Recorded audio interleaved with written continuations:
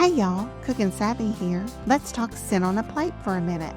That's right, I said it, sin on a plate, because that's exactly what this recipe is. This Ooey Gooey Lemon Cake screams summer with its lemony flavor.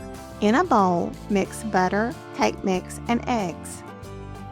Spread the cake mixture into a buttered pan. To make the topping, use a mixer to mix cream cheese, eggs, and powdered sugar. Then pour the topping over the cake mixture, but do not mix it.